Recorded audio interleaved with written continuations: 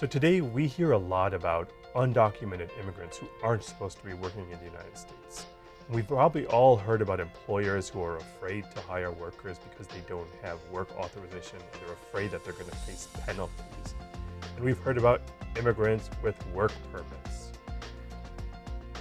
I'm going to unpack these different concepts relating to immigration status and work authorization and lay out some of the laws and the current state of affairs around immigrants and their ability to work in the United States.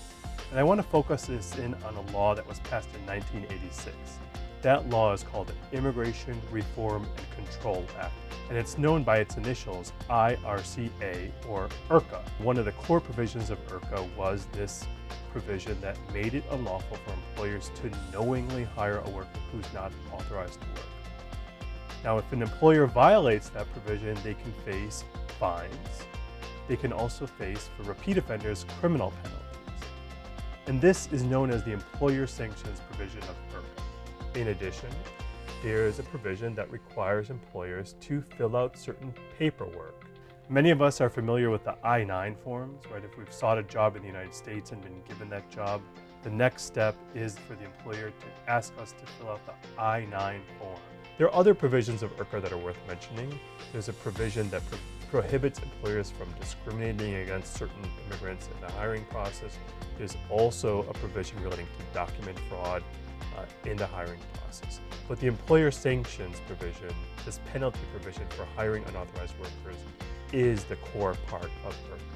Now, if we look from a historical perspective about whether or not IRCA has been effective, most scholars, most historians will tell you that IRCA hasn't been particularly effective. First of all, if we look at the statistics around enforcement, particularly in the 1990s and the early 2000s, there was relatively little enforcement of that law.